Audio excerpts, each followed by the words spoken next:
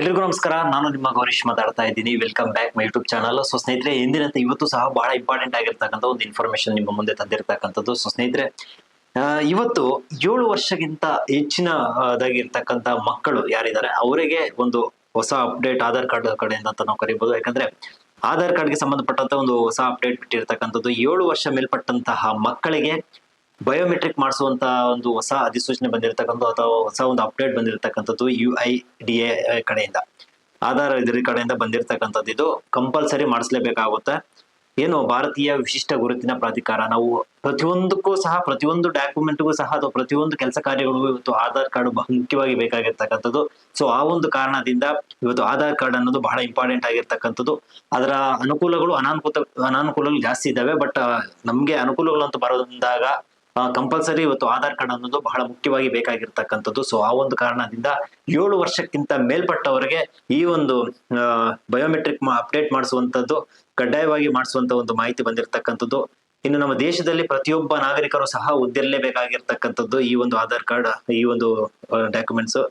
So ಸ್ನೇಹಿತರೆ, ಏನು ಮಕ್ಕಳ ಒಂದು ಆಧಾರ್ ಅಪ್ಡೇಟ್ಗೆ ಸಂಬಂಧಪಟ್ಟಂತೆ ನಿಮ್ಗೆ ಗೊತ್ತಿರ್ಬೋದು, 5 ವರ್ಷ ಭರ್ತಿ ಆಗದೆ 5 ವರ್ಷಕ್ಕಿಂತ ಕಡಿಮೆ ಇರ್ತಕ್ಕಂಥ ಮಕ್ಕಳಿಗೆ ಒಂದು ಬೆರಳಚ್ಚಿರ್ಬೋದು, ಕಣ್ಣು ಸ್ಕ್ಯಾನ್ ಮಾಡ್ತಕ್ಕಂಥದ್ದು ಇರ್ಬೋದು, ಆನ್ಲೈನ್ ಅಲ್ಲಿ ಅಪ್ಡೇಟ್ ಮಾಡೋದು ತುಂಬಾ ಕಷ್ಟ ಆಗಿರ್ತಕ್ಕಂಥದ್ದು. ಸೊ ಕೆಲವು ಕಡೆ ಸಾಧ್ಯನೇ ಆಗೋದಿಲ್ಲ. ಸೊ ಆ ಒಂದು ಕಾರಣದಿಂದ 7 ವರ್ಷದ ನಂತರ ಇರ್ತಕ್ಕಂಥ ಮಕ್ಕಳಿಗೆ ಬಯೋಮೆಟ್ರಿಕ್ ಮಾಡುವಂತ ಒಂದು ಕಡ್ಡಾಯವಾದಂತ ಒಂದು ನಿಯಮ ಬಂದಿರತಕ್ಕಂಥದ್ದು.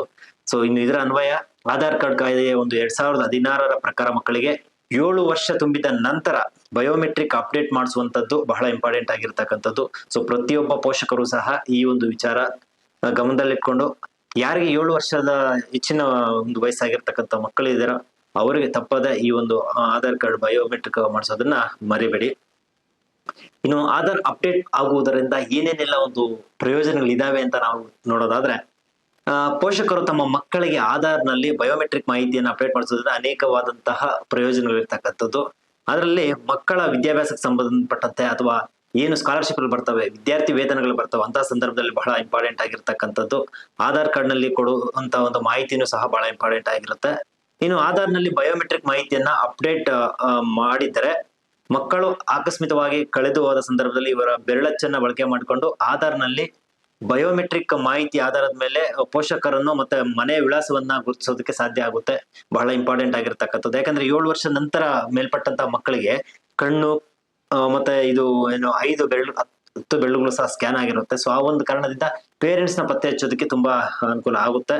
ಇನ್ನು ಪ್ರಸ್ತುತ ದಿನಗಳಲ್ಲಿ ಯಾವುದೇ ರೀತಿಯ ಒಂದು ಸರ್ಕಾರಿ ಯೋಜನೆಗಳಂತ ಬಂದಾಗ ಅಥವಾ ಸ್ಕಾಲರ್ಶಿಪ್ ಇರ್ಬೋದು, ಎಜುಕೇಶನ್ ಇರ್ಬೋದು, ಪ್ರತಿಯೊಂದಕ್ಕೂ ಸಹ ಇವತ್ತು ಆಧಾರ್ ಅಪ್ಡೇಟ್ ಆಗಿ ಆಧಾರ್ ಪ್ರತಿಯೊಂದಕ್ಕೂ ಸಹ ಬೇಕಾಗಿರ್ತಕ್ಕಂಥದ್ದು. ಸೊ ಆ ಒಂದು ಕಾರಣದಿಂದ ನೀವು ಮಿಸ್ ಮಾಡದೆ 7 ವರ್ಷ ಮೇಲ್ಪಟ್ಟಂತಹ ಮಕ್ಕಳಿಗೆ ಆಧಾರ್ ಬಯೋಮೆಟ್ರಿಕ್ ಅಪ್ಡೇಟ್ ಅನ್ನ ಮಾಡಿಸಿಲ್ಲ ಅಂದ್ರೆ ಮಾಡಿಸಿ. ಇನ್ನು ಆಧಾರ್ ಅಪ್ಡೇಟ್ ಬಯೋಮೆಟ್ರಿಕ್ ಅಪ್ಡೇಟ್ಗೆ ಸಂಬಂಧಪಟ್ಟಂತ ಒಂದು ಫೀಸ್ ಅನ್ನ ನಾವು ನೋಡೋದಾದ್ರೆ, ಅಪ್ಡೇಟ್ಗೆ ಎಷ್ಟು ಅಮೌಂಟ್ ಅನ್ನ ಪಡ್ಕೊಳ್ಬಹುದು ಅಂತ. ಸೊ ಸ್ನೇಹಿತರೆ, 5 ರಿಂದ 7 ವರ್ಷದ ಒಳಗಡೆ ಇರ್ತಕ್ಕಂಥ ಮಕ್ಕಳಿಗೆ ಆಧಾರ್ ಒಂದು ಬಯೋಮೆಟ್ರಿಕ್ ನೀವೇನಾದ್ರೂ ಮಾಡಿಸ್ತೀರ ಅಂದ್ರೆ, ಆಧಾರ್ ಮಾಡಿಸ್ತೀರ ಅನ್ನೋದಾದ್ರೂ ಸಹ ನಿಮ್ಗೆ ಉಚಿತವಾಗಿರ್ತಕ್ಕಂಥದ್ದು. ಅಂದ್ರೆ 7 ವರ್ಷ ಮೀರಿದಂತಹ ಬಯೋಮೆಟ್ರಿಕ್ ಅಪ್ಡೇಟ್ಗೆ ಒಬ್ಬರಿಗೆ ₹100 ಒಂದು ಚಾರ್ಜ್ ಅನ್ನು ಮಾಡ್ತಾರೆ. ಸೊ ಸ್ನೇಹಿತರೆ, ಇನ್ನು ಆಧಾರ್ ಕಾರ್ಡ್ ಅಪ್ಡೇಟ್ ನಲ್ಲಿ ಏನೇನೆಲ್ಲ ಒಂದು ವಿವರವನ್ನ ದಾಖಲು ಮಾಡ್ಲತ್ತಂತ ನಾವು ನೋಡೋದಾದ್ರೆ, ಮಕ್ಕಳ 2 ಕೈ ಅಂದ್ರೆ 10 ಬೆರಳನ್ನು ಸಹ ಸ್ಕ್ಯಾನ್ ಮಾಡ್ತಕ್ಕಂಥದ್ದು, ಕಣ್ಣನ್ನ ಸ್ಕ್ಯಾನ್ ಮಾಡ್ತಾರೆ, ಮಗುವಿನ ಪ್ರೆಸೆಂಟ್ ಫೋಟೋ ಏನಿದೆ ಅದನ್ನ ಸಹ ಸ್ಕ್ಯಾನ್ ಮಾಡ್ತಕ್ಕಂಥದ್ದು. ಇನ್ನು ಆಧಾರ್ ಸೇವೆ ಕೇಂದ್ರಗಳನ್ನ ಭೇಟಿ ಮಾಡಿದ್ದ ಸಂದರ್ಭದಲ್ಲಿ ಈ ಕೆಳಗಿನ ವಿವರಗಳನ್ನ ಅಂದ್ರೆ ಈ ಮೇಲಿನ ವಿವರಗಳನ್ನ ಇವರು ಅಪ್ಡೇಟ್ ಮಾಡಿ ಬಳಕೆ ಮಾಡ್ಕೊಳ್ತಕ್ಕಂಥದ್ದು. ಇನ್ನು ಆಧಾರ್ ಅಪ್ಡೇಟ್ ಮಾಡುವುದು ಹೇಗೆ ಅಂತ ನಾವು ನೋಡೋದಾದ್ರೆ, ನಿಮ್ಮ ಹತ್ತಿರದ ಆಧಾರ್ ಸೇವಾ ಕೇಂದ್ರಕ್ಕೆ ಹೋಗಿ ನೀವು ಮಗುವನ್ನು ಕರ್ಕೊಂಡು ಹೋಗ್ಬೇಕಾಗುತ್ತೆ. ಆನ್ಲೈನ್ ಮುಖಾಂತರ ನೀವು ಆಧಾರ್ ಬಯೋಮೆಟ್ರಿಕ್ ಅಪ್ಡೇಟ್ ಅನ್ನ ಮಾಡಿಸಬಹುದಾಗುತ್ತೆ. ಇನ್ನು ಡಾಕ್ಯುಮೆಂಟ್ಸ್ ಅಂತ ಕೇಳೋದಾದ್ರೆ, ಪ್ರೆಸೆಂಟ್ ಇರ್ತಕ್ಕಂಥ ಆಧಾರ್ ಕಾರ್ಡ್ ಅನ್ನ ತಗೊಂಡು ಹೋಗ್ಬೇಕಾಗುತ್ತೆ, ಮೊಬೈಲ್ ನಂಬರ್ ಬರ್ದಿರ್ಬೇಕಾಗುತ್ತೆ. ಮಗುವನ್ನ ಜೊತೆಲಿ ಕರ್ಕೊಂಡೋದ್ರೆ ಅವರು ಒಂದು ಅಪ್ಲಿಕೇಶನ್ ಫಾರ್ಮ್ ನ ಕೊಡ್ತಾರೆ, ಅದನ್ನ ಫಿಲ್ ಮಾಡಿ ನೀವು ಈ ಒಂದು ಬಯೋಮೆಟ್ರಿಕ್ ಅನ್ನ ಮಾಡಿಸಬಹುದು. ಇದು ಪ್ರೆಸೆಂಟ್ ಇರ್ತಕ್ಕಂಥ ಮಕ್ಕಳಿಗೆ ಸಂಬಂಧಪಟ್ಟಂತೆ ಆಧಾರ್ ಬಯೋಮೆಟ್ರಿಕ್ ಅಪ್ಡೇಟ್ ಮಾಡಿಸುವಂತ ಒಂದು ವಿಚಾರ. ಈ ಮಾಹಿತಿಗೆ ಸಂಬಂಧಪಟ್ಟಂತೆ ಮತ್ತೊಂದು ವಿಡಿಯೋದಲ್ಲಿ ಇನ್ನೊಂದಷ್ಟು ಡೀಟೇಲ್ಸ್ ಕೊಡುವಂತ ಒಂದು ಪ್ರಯತ್ನ ಮಾಡ್ತೇನೆ. ನೀವೇನಾದ್ರೂ ನಮ್ಮ ಚಾನಲ್ಗೆ ಹೊಸದಾಗಿ ಬಂದಿದೆ, ದಯವಿಟ್ಟು ಚಾನಲ್ ನ ಸಬ್ಸ್ಕ್ರೈಬ್ ಮಾಡ್ಕೊಂಡು ಈ ವಿಡಿಯೋಗೆ ಒಂದು ಲೈಕ್ ಮಾಡೋದನ್ನ ಮರಿಬೇಡಿ. ಸಿಗೋಣ ಮುಂದಿನ ವಿಡಿಯೋದಲ್ಲಿ. ಅಲ್ಲಿ ತನಕ ಎಲ್ರಿಗೂ ನಮಸ್ಕಾರ. ಸ್ನೇಹಿತರೆ, ನಮ್ಮ ಚಾನಲ್ ಅಲ್ಲಿ ಬರ್ತಾ ಇರತಕ್ಕಂತ ಮಾಹಿತಿ ನಿಮ್ಗೆ ಇಷ್ಟ ಆದ್ರೆ ದಯವಿಟ್ಟು ಕೆಳಗಡೆ ಕಾಣ್ತಾ ಇರತಕ್ಕಂಥ ಸಬ್ಸ್ಕ್ರೈಬ್ ಬಟನ್ ಕ್ಲಿಕ್ ಮಾಡಿ. ಇದರಿಂದ ನಾನು ಹಾಕುವಂತಹ ಪ್ರತಿಯೊಂದು ವಿಡಿಯೋ ನೋಟಿಫಿಕೇಶನ್ಸ್ ನಿಮ್ಗೆ ಸಿಗುತ್ತೆ. ಬಹಳ ಇಂಪಾರ್ಟೆಂಟ್ ಆಗಿರುತ್ತೆ.